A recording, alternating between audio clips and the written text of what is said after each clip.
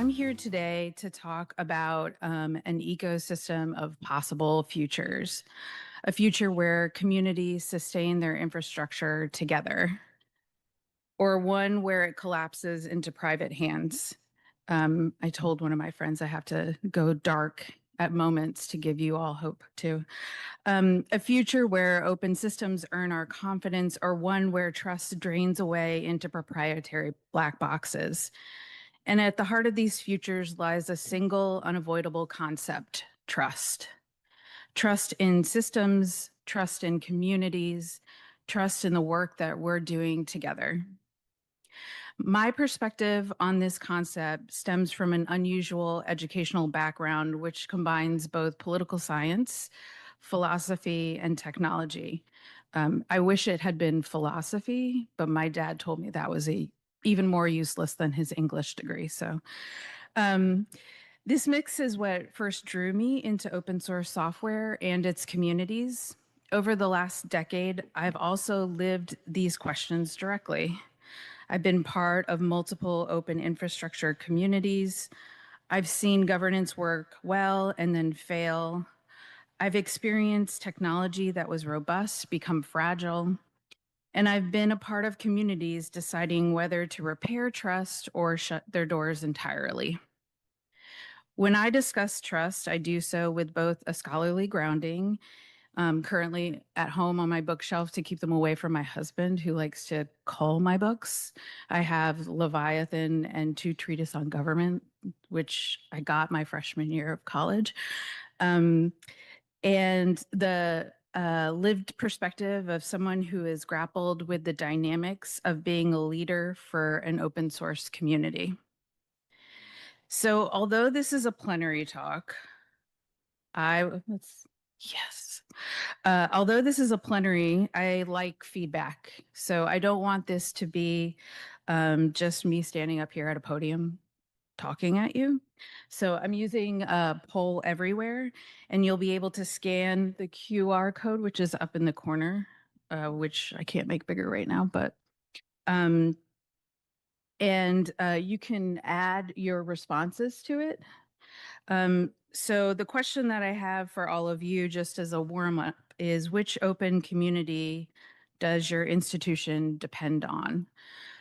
We all depend on different open communities. There are lots of communities represented here, but there are also other communities that we depend on that perhaps we don't always think about depending on. So I would love to sort of get an understanding of the makeup of the audience, both here and online.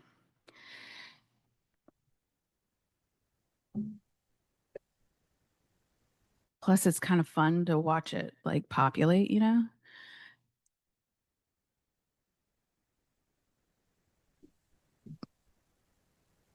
Oh, interesting. Yes, thank you, somebody, for putting Apache. Whether you believe it or not, you rely on Apache. Archive space, yeah. So while that populates a little bit more,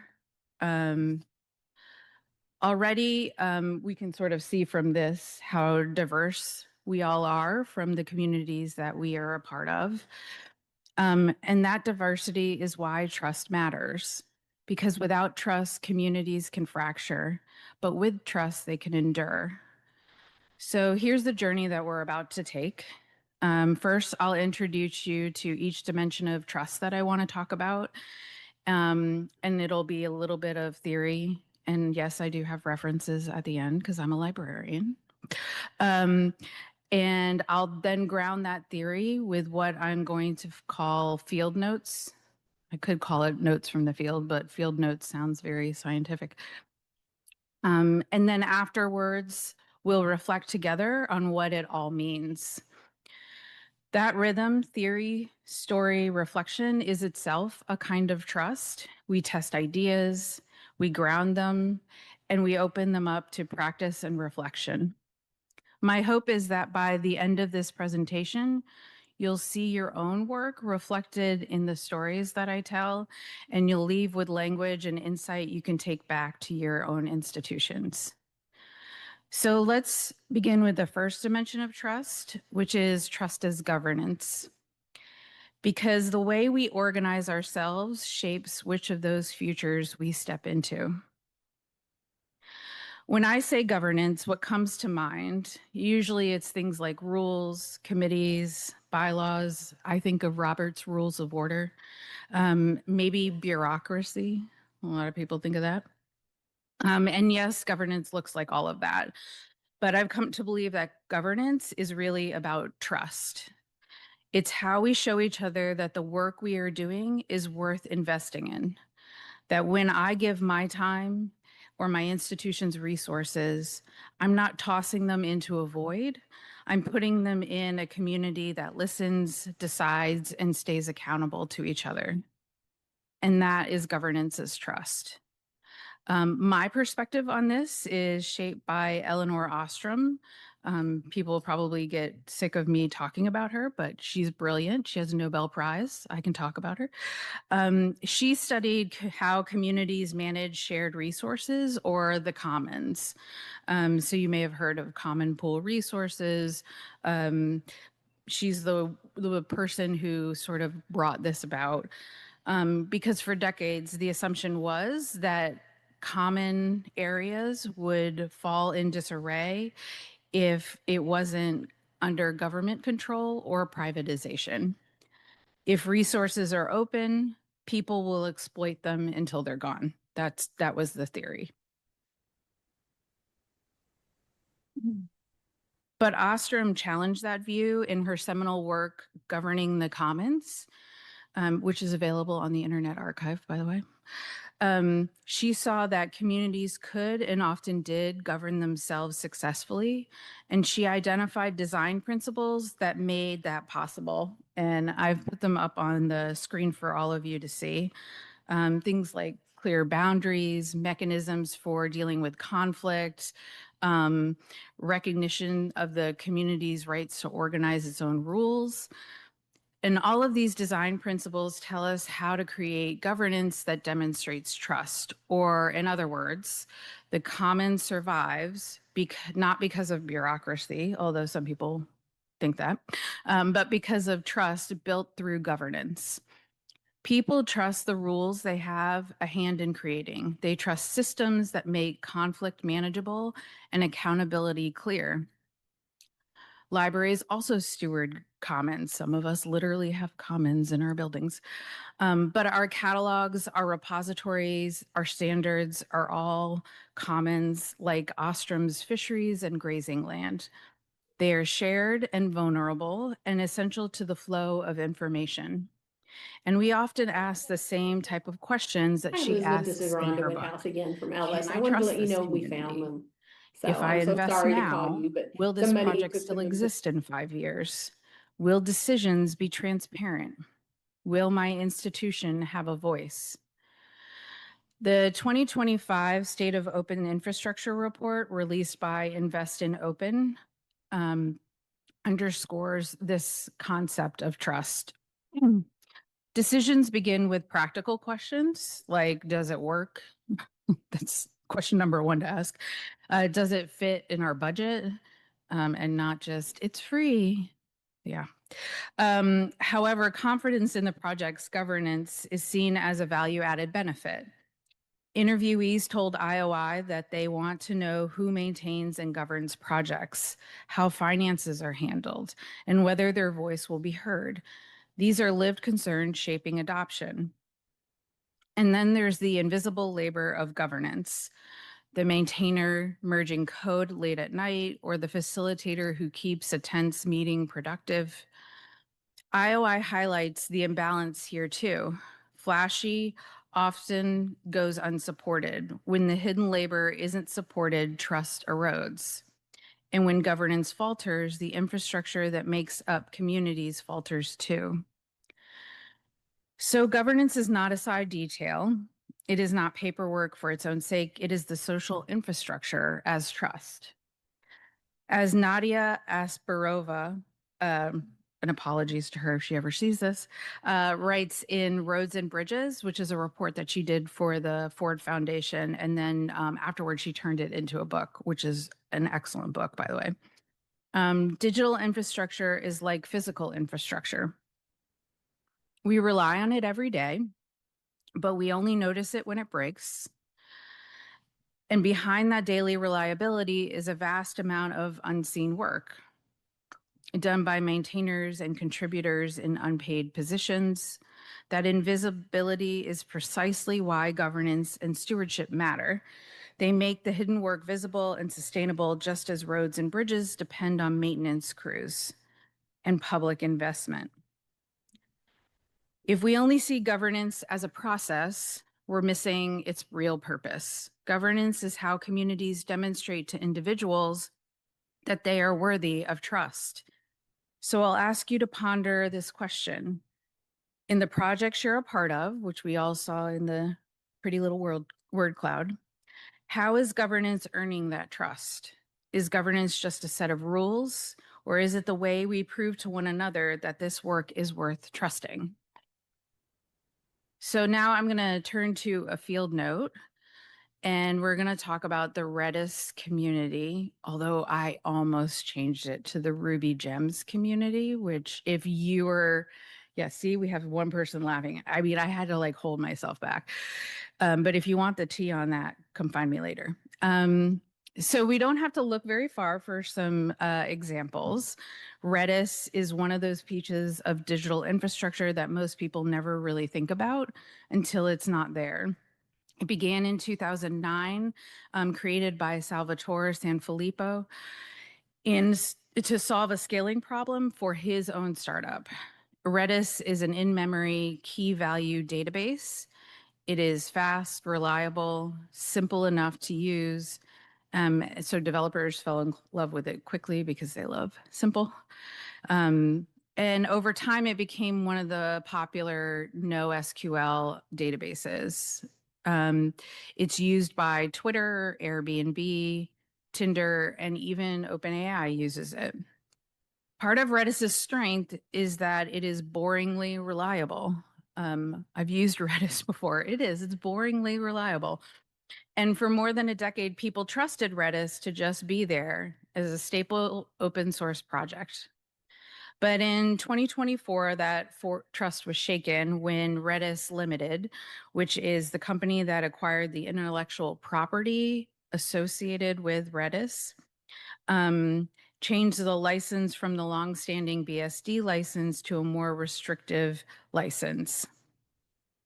The shift occurred because of tension with large cloud providers like Amazon and Google, which were profiting from offering Redis as a hosted service without contributing to the project. Note that Redis Limited also had a cloud hosted product, so I think that might have been part of the sticking point. For many in the open source world, the license change was a huge red flag. The open source initiative did not recognize the license that they were using as a valid open source license. And that led to Linux distributions like Debian and Alpine removing them from their repositories. This licensing change became a governance crisis. A community that had invested in Redis for over a decade suddenly felt that its voice no longer mattered. Essentially, a single corporate decision overruled years of shared trust and confidence. The response was swift. Within weeks, Valkey, a fork of Redis, was born and became part of the Linux Foundation right from the beginning.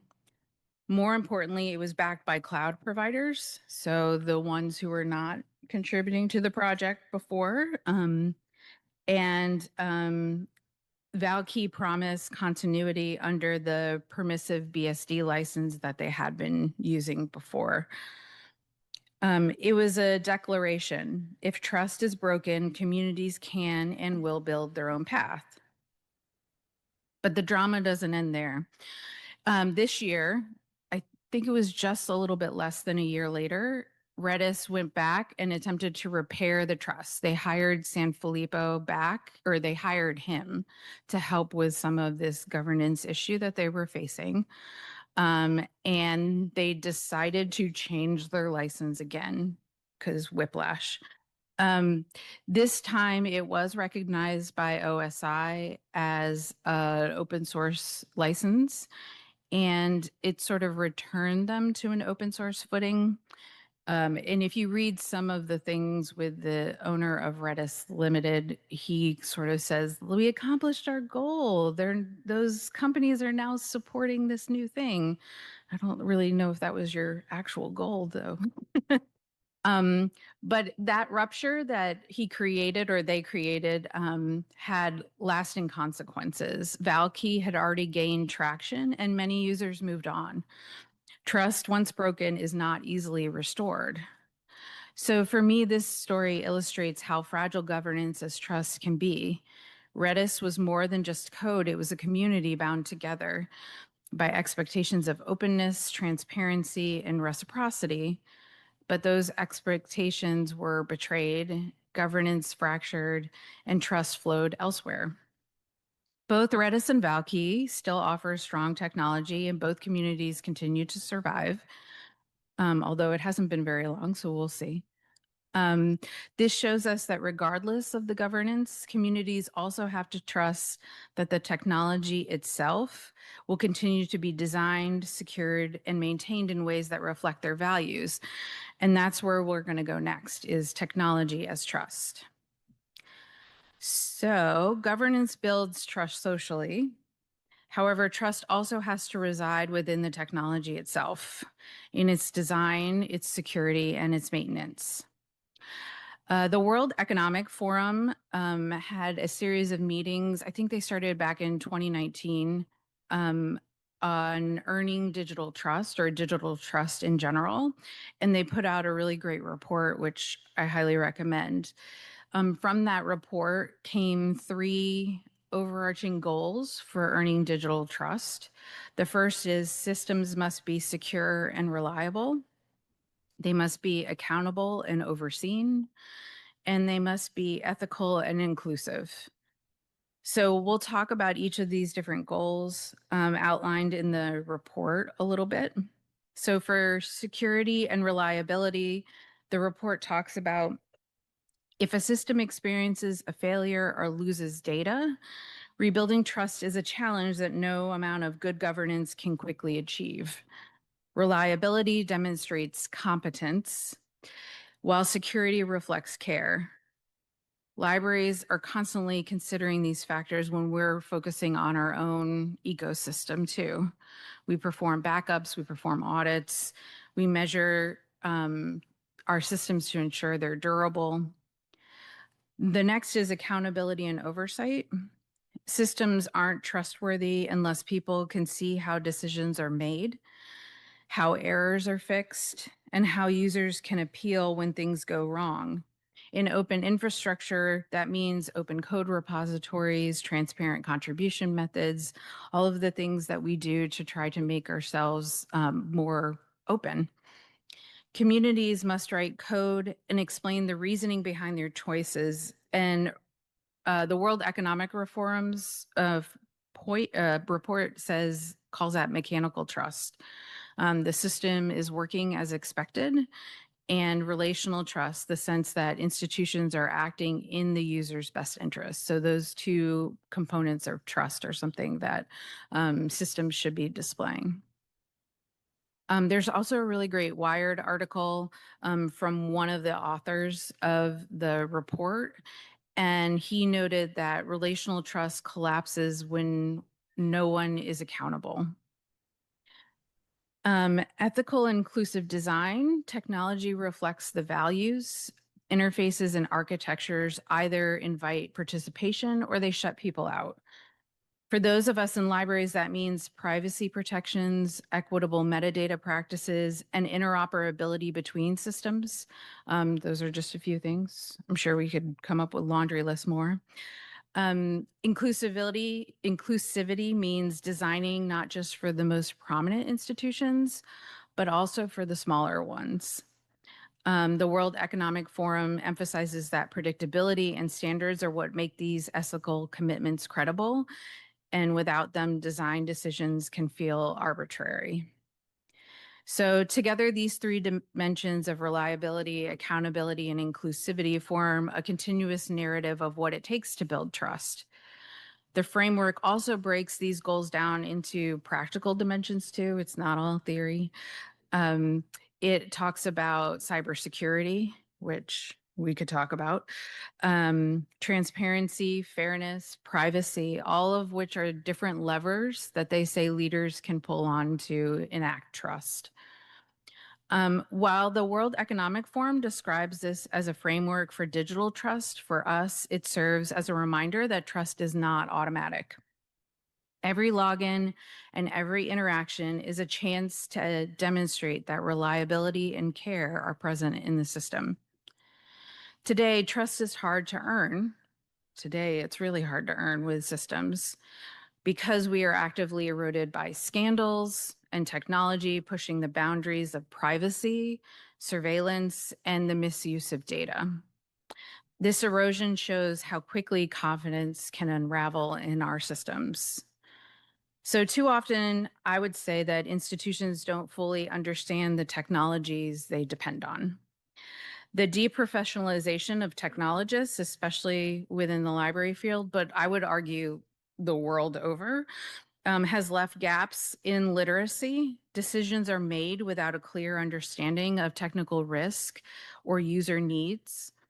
And when leaders fail to understand that trust is at stake when implementing technology, the people maintaining the systems also lose trust. So technology as trust can't be just about compliance. It requires literate leadership. It requires treating technologists not as overhead who will just do what you tell them to. Instead, we need to see technologists as stewards of trust. Digital trust is never a one-time achievement. Everybody who's ever implemented anything knows it is not a one-time achievement. It's a practice we perform every day. It is earned and reinforced through reliability, accountability, and inclusivity. So what does this look like in practice? Let's examine blacklight, which Tom's going to have a heart attack about in a second. A project that demonstrates how technology itself can embody trust. So for those of you who don't know, I got ahead of myself. Blacklight was born at the University of Virginia in the mid 2000s. By the way, my husband's a copy editor for all of my stuff, and he went to UVA, and he wanted me to call it Mr. Jefferson's University. So at the time, library catalogs were clunky. They were hard to search. I'm sure you all remember the first OPAC fondly. Librarians and technologists at UVA set out to build something better. Together, they created a search interface powered by solar, wrapped in Ruby on Rails, and designed with users in mind. They called it Blacklight. From those beginnings, Blacklight spread. Stanford, NC State, Wisconsin, NYPL, they all adopted Blacklight and then adapted it to make it their own. Today, hundreds of organizations use Blacklight as the discovery layer that connects their communities to knowledge. What's remarkable about Blacklight is not just its reach, but how it was grown without formal governance. This is where Tom has a heart attack. And to be clear, I do think this is an intentional form of governance. There are no bylaws, there's no steering committee, no elaborate structure. Contributions are managed through GitHub, through trust in the code and the people writing it. There's even a joke in the community. The first rule of Blacklight governance is you don't talk about Blacklight governance. And yet here I am. Blacklight's impact has also stretched beyond libraries. When the Panama Papers were leaked, investigative journalists needed a way to sift through 11.5 million documents. They turned to Blacklight, using it to search, filter, and connect the dots across that vast corpus of messy data sets. I mean, you know, when you're hiding money, it's messy. In that moment, Blacklight became more than just library software. It became a tool of accountability, helping reporters uncover hidden networks of power and corruption. Blacklight shows how technology itself can be a form of trust, not because there's a governance structure backing it, but because the software, the maintainers, and the practice of contribution make it trustworthy. It's trust written into code, proven in use, and sustained by individuals who believe in the work, even if they never bothered to write down the rules. But even in robust code and a thriving contributor base aren't enough on their own. Trust also depends on what happens after the code is written. The ongoing commitment to care that sustains the systems over time, that is the work of stewardship. Without it, even the most reliable technology can falter. And so we're going to turn to stewardship as trust next. Governance builds trust socially, technology builds trust technically, but neither can sustain trust alone.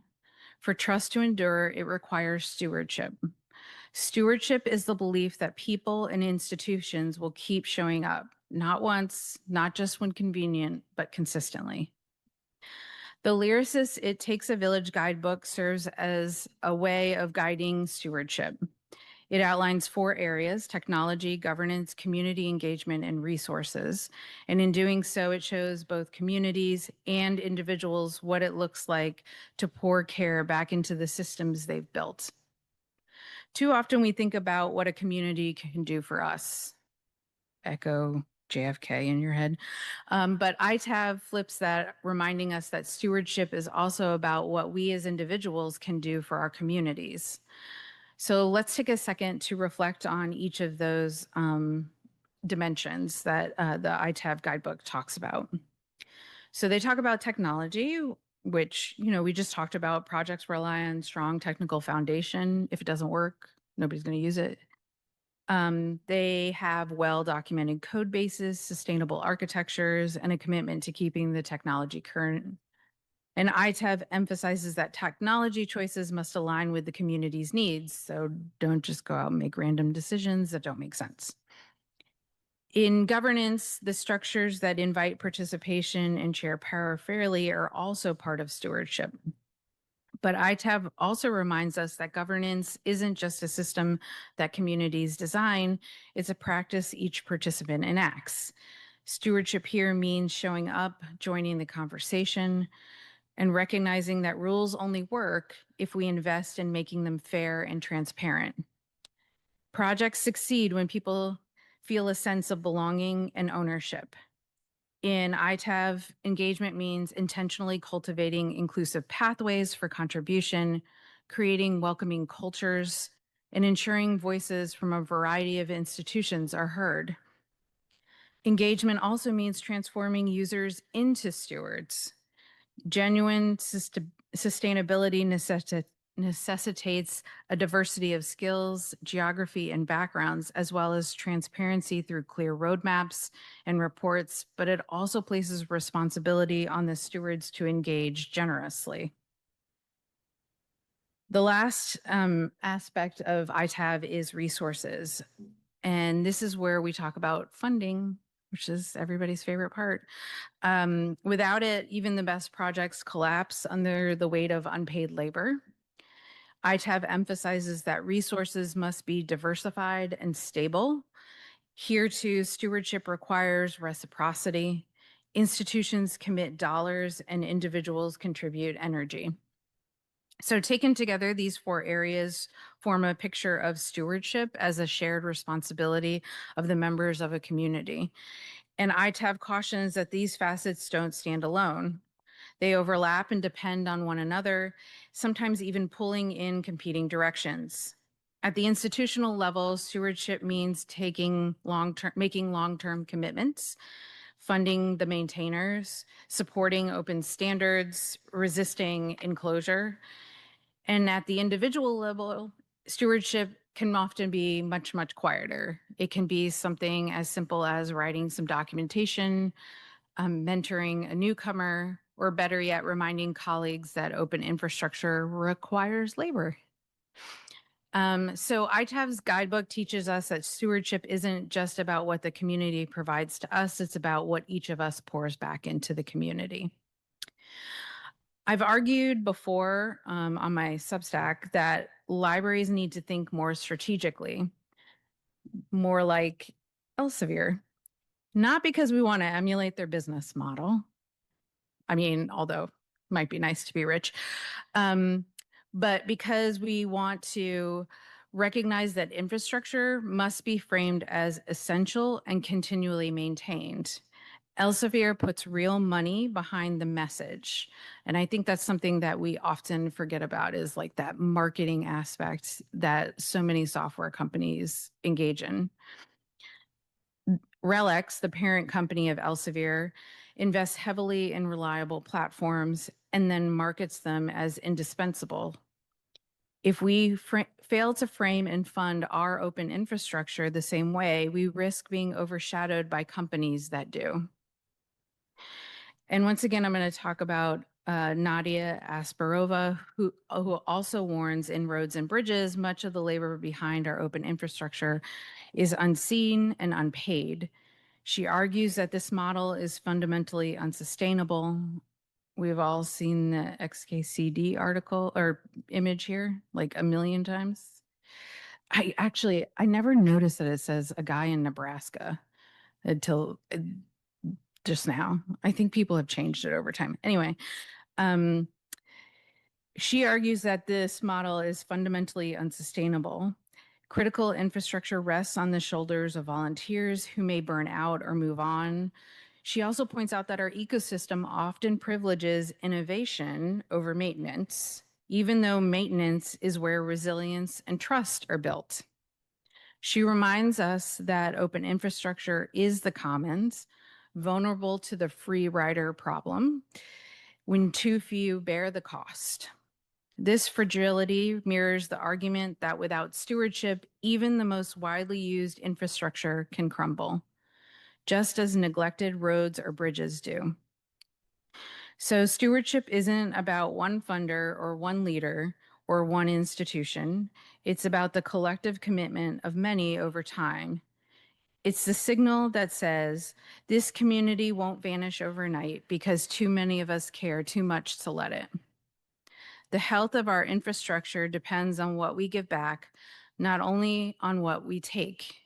So the question I ask you to ponder is, what is your institution doing today to make sure open infrastructure will be here tomorrow? And when we look around our ecosystem, what do we see? How is trust actually playing out on the ground? To answer that question, I'm going to turn to one more field note.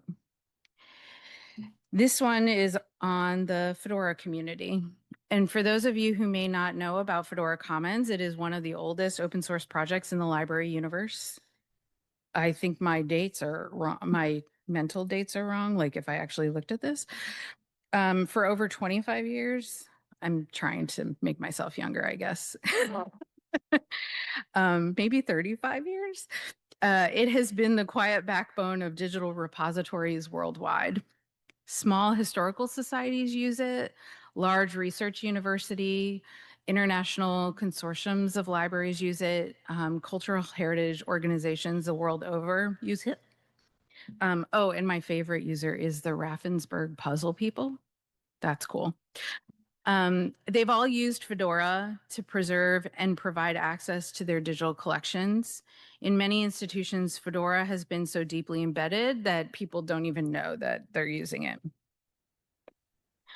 But we've learned that longevity doesn't guarantee stability. When developing Fedora 4, the community made some critical mistakes. The new release of Fedora 4 back then, again, trying to make myself younger, introduced linked data features and also an opaque storage layer. This was a massive departure from Fedora 3, which allowed institutions to be flexible in what they stored and how they stored it. More importantly, Fedora 4 offered no clear migration path for Fedora 3. For institutions running large, complex repositories, this was a deal breaker. And as the complaints grew louder, institutions began to drop their membership. Every governance meeting felt like a struggle. There were heated conversations with individuals and institutions. One developer who was part of another community relentlessly harped on relentlessly harped on the failings of Fedora 4. What was ironic was he was actually one of the developers of Fedora 4. Another institution's governance representative did little more than come to meetings and complain about the lack of a migration pathway. Not that he wasn't right, but eventually that institution resigned from governance and stopped contributing back to the community. The tone within the community was corrosive. There was a sense that Fedora had betrayed everyone, and it wasn't hard to see why people felt that way. With no migration plan, repositories faced the impossible choice of staying stranded on Fedora 3 or attempting a costly and uncertain move to Fedora 4.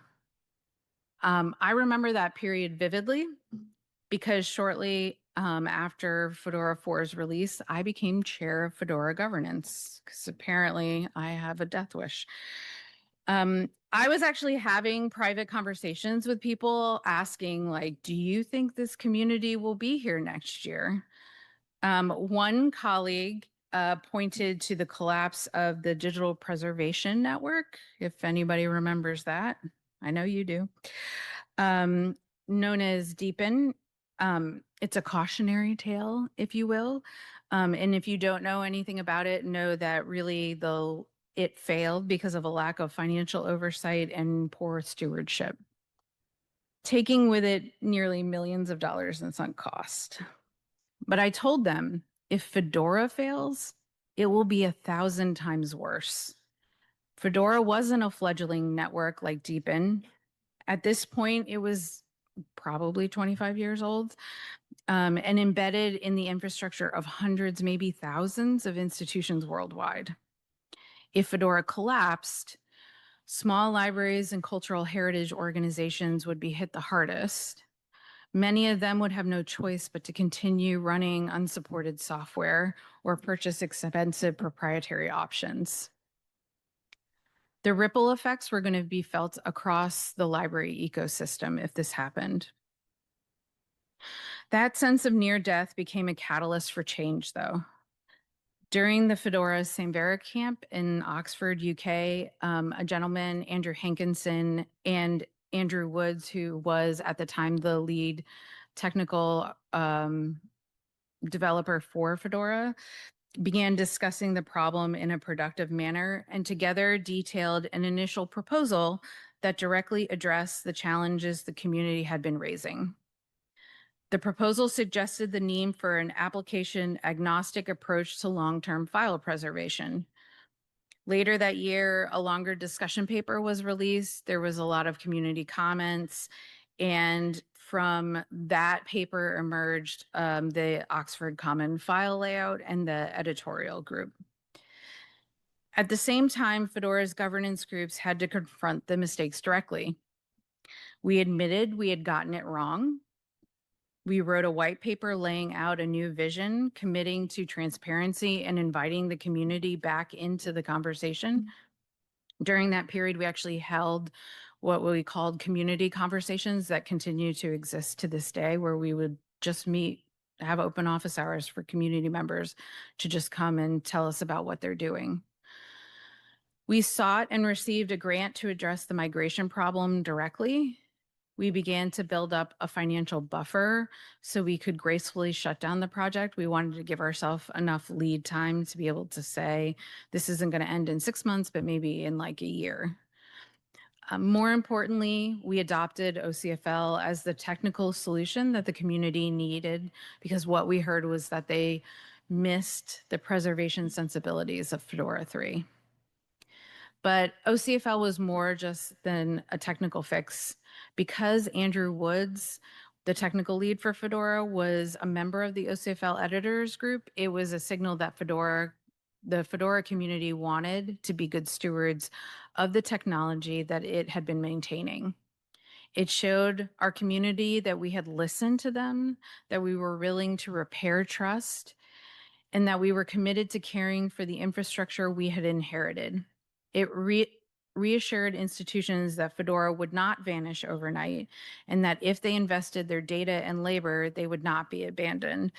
I remember at this time there was one institution we met with during one of our community conversations, and they said to us, if I had known we would be where we are today for the Fedora community, I probably wouldn't have started building our repository the way that we did, because they had started to rebuild their repository because of Fedora 4. So looking back, what stands out to me is not just the technical work, but the human work, the willingness to admit failure, the choice to face criticism rather than ignore it. And I will say face criticism that technically you were not involved in. And the effort to turn unhealthy feedback into a healthier, more accountable governance culture. Stewardship in this case meant taking responsibility for past mistakes and showing the community that we would not repeat them. Fedora's survival was not inevitable. It was the product of care. There was care from the governance groups, care from institutions that stayed and continued to finance the community, and care from the individuals who chose to believe in the project's future. The lesson that I take back is that stewardship is not abstract. It is a practice of reciprocity. Communities survive when people are willing to keep showing up, even when things get hard, and to keep pouring care back into the systems they depend on. So Fedora reminds us that stewardship is trust, not trust given once and for all, but trust that is earned, repaired, and renewed even in the hardest of moments. So I got one more poll. Well, no, that's not true. I got two more polls, but another poll. So we've heard 3 different stories. Those are stories that I know about, one just because it was good gossip. But the other 2 are communities that I have been part of. And I'm curious for your communities, which dimension of trust feels most at risk right now for you? So I have up here a poll, and you can see the results changing. There's no right answers. I think this is interesting. So, with all of that said, what does the future look like? So, the stories we've heard about are about today, but we can stretch our imagination and consider what will happen in the future. I like to think in scenarios. Scenarios are not predictions for the future. They are lenses we can use to stretch our imagination, to think about what is possible, and to ask ourselves, what role do we play in steering things toward the scenario that we think is best for our communities? So the first is monoculture. I want you to imagine a world where every library tool, every repository, every metadata service is owned by a single vendor. At first, this feels efficient. You only have one contract to negotiate, one account manager, one help desk number. Kind of sounds nice. I just paid like 4 bills yesterday. It would be nice if it was 1 bill. For your staff, this might even feel like a relief. Less time juggling multiple systems, but slowly innovation dries up. Metadata becomes locked away, only available if you can pay to unlock it. You can't move data between systems. You notice that when bugs are fixed, it's not because the community asked for them. It's because the vendor prioritized the clients who pay the most. This is what I mean by monoculture. Commons gets fenced off, repackaged, and resold. We already see glimpses of this in cases like OCLC's case against Baker and Taylor, against Anna's archives, and their claims around metadata ownership. In this scenario, the commons shrinks until it is no longer recognizable. The danger of a monoculture is that the strength you see is actually brittle, not resilient. The second scenario, scenario 2, is collapse. Now imagine the opposite, not one dominant vendor, but too many projects. Communities are stretched thin, volunteers are exhausted, a maintainer you've relied on for years finally burns out and steps away. Grant funding dries up, and no one has the bandwidth to pick up the work. Collapse doesn't just mean missing maintainers, it means technology itself can no longer be trusted to function reliably. This is where technology as trust breaks down. When updates stall, when vulnerabilities aren't patched, when roadmaps go dark, without ongoing care, the mechanical trust in the system evaporates. And unfortunately, collapse doesn't look like a tidy ending. It is absolute chaos. People and institutions scramble to recover what they can of their former selves. And once again, all this has a human cost. The technologists, the maintainers who kept things running are left demoralized. But there is another future we can choose. Imagine an ecosystem where many projects thrive together like a biodiverse forest. No single project dominates. Instead, each one is interdependent on the others, and governance is seen as an act of care, not just bureaucracy. Technologists are recognized as professionals whose work is essential to trust. Funders don't just invest in shiny new launches. They support maintenance, repair, and the long, slow work of sustainability. Communities don't just create new tools, they sustain them, nurture them, and build the conditions where interdependence becomes resilience. The forest thrives not because it is neat, but because it is diverse, cared for, and renewed over time. And practically, this scenario is within reach. We know what it takes: diversified funding models, inclusive governance practices, and recognition that maintenance is not overhead, but essential labor. We also know that resilient diversity is cultivated through choices we make in contracts, in community governance, and in how we show up. So my last poll is not which scenario you want to go toward, but which scenario you feel like we're headed toward. I'm very curious about this. I will say there were moments in writing about this, I felt like I was writing about politics, but yeah. So this poll reminds us the future of trustworthy infrastructure isn't something we inherit, it's something we build. The choice is ours. We can make the future we want. And I'm sure I don't have to tell you all this, but the work is not glamorous. None of us is going to become billionaires. That work doesn't make headlines, but it does make the future possible. When you choose to fund maintenance, you're preventing collapse. When you push for open infrastructure, you're resisting monoculture. When you mentor a newcomer, you're investing in resilience. When you contribute a bug fix or documentation update, you're helping an open infrastructure endure. These acts may seem small in the moment, but they accumulate over time. They shape the future far more than any single presentation or strategy document ever could. So here's my ask. Don't let this talk be the end of it. You can find me this week. If we don't have enough time for questions, which we have maybe one. You can find me in the hallway. You can find me in the lobby. You can find me at Starbucks. You can always find me at Starbucks. And I'd love to hear what you see in your own ecosystems. Tell me what risks feel pressing and what possibilities feel exciting, because futures aren't written by one person. They're written by communities and the choices that we make together.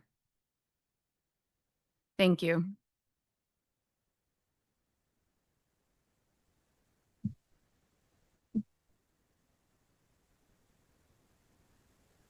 Oh, and I'll pause if people want references. Show your references. There's one. There's the other. And I have more.